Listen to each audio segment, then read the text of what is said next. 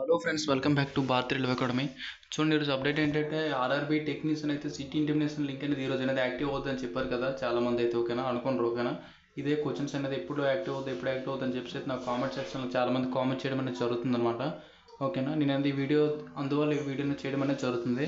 అందుకని నాకు చాలామంది కామెంట్ సెక్షన్లో కొన్ని బ్యాడ్ కామెంట్స్ అని పెడుతున్నారు. ఏంటంటే నువ్వు బాగా టాప్ పాపులర్ అయిన వీడియోస్ యూజ్ చేసుకునే వ్యూస్ అన్ని రాంగ్ ఇన్ఫర్మేషన్ ఇస్తున్నామని చెప్పేసి చాలామంది అని చెప్పడం అనేది జరిగింది. ఓకేనా, ఆ ఉద్దేశంతో నేను ఈ వీడియో చేయడం లేదు. జస్ట్ కామెంట్ సెక్షన్లో కోసం మీకు ఇచ్చారు కదా, చాలామంది ఎప్పుడు వస్తుందని చెప్పి ఎక్స్పెక్టెడ్గా ఇప్పుడు లింక్ యాక్టివ్ వచ్చాను దాని గురించి చెప్తాను. ఒక వీడియో పూర్తిగా చూడండి.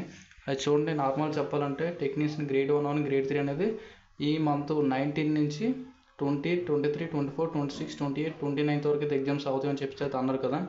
ఇప్పుడు కూడా సిటీ ఇంటిమినేషన్ లింక్ అనేది మన ఏఎల్పి జేఏ చూసుకున్న 10 days బిఫోర్ అనేది యాక్టివ్ అయినది అనమాట.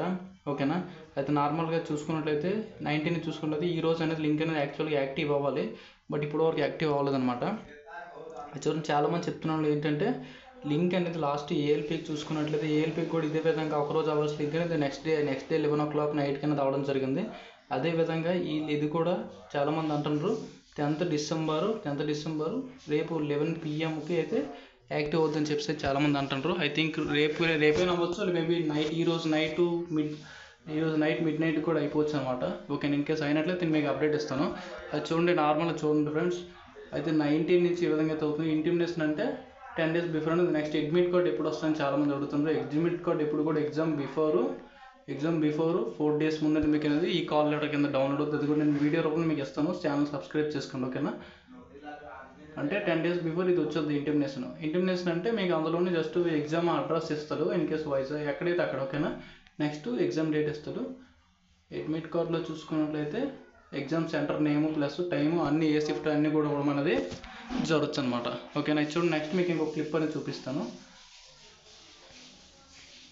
అది చూడండి, అందులో చూసారు కదా వైరల్ అవుతుంది బాగా. చూడండి, 19 వాళ్ళకి 19th అయితే అవుతుంది, 20 వాళ్ళకి 10th అవుద్ది, 23 వాళ్ళకి 33 అవుద్ది, 24 ఈ విధంగా అవుద్ది అని చెప్పేసి ఇది వైరల్ అవుతుంది. ఓకేనా, చూద్దాం. అది ఐ థింక్ మేబీ ఈరోజు ఇన్ కేసు వచ్చింది అనుకుని ఈరోజు ఇన్ కేసు వచ్చినట్టు నేను మీకు అయితే ఇన్ఫామ్ చేయడానికి అయితే చూస్తాను. ఓకేనా, చాలా ఐ థింక్ మేబీ రేపు అయితే రావడానికి అయితే ఛాన్స్ ఉంది, చాలా ఛాన్స్. ఓకేనా, రేపు మిడ్ నైట్కి అయితే మేబీ యాక్టివ్ అవ్వచ్చు. ఓకేనా, అది మీరు దీని గురించి థింక్ చేయకుండా ప్రిపరేషన్ అయితే మీరు బాగా చేయండి. ఇంకొక 15 days కూడా లేదు, ఇంకా చాలా తక్కువ టైం ఉంది కాబట్టి ప్రిపరేషన్ అయితే చేయండి. ఓకే, నేను మీకు ఏమైనా మీకు అప్డేట్స్ ఉంటే నేను మీకు కామెంట్ సెక్షన్లో కామెంట్ చేయండి, నేను మీకు అనేది అప్డేట్ చేయడానికి అయితే రెడీగా ఉంటాను. ఓకేనా, అది చూడండి. నెక్స్ట్ గ్రేడ్ 1 గ్రేడ్ 3 ఇది కూడా చాలామంది అడుగుతుంటారు. 3 days ఇది అనేది అవుతుంది, నెక్స్ట్ 3 days ఇదైనా ఎగ్జామ్ అవుతుందండి. అది మనం ఫస్ట్ చూసుకున్నట్లయితే ఐ థింక్ 90% గ్రేడ్ 1 ఎగ్జామ్ అనేది అయ్యే అవకాశాలు ఉంటాయి. ఫస్ట్ ఎగ్జామ్ అనమాట. దాని తర్వాత గ్రేడ్ 3 వాళ్ళకి అనేది అవడం అనేది జరుగుతుంది అనమాట. ఓకేనా, అర్థమవుతుంది కదా.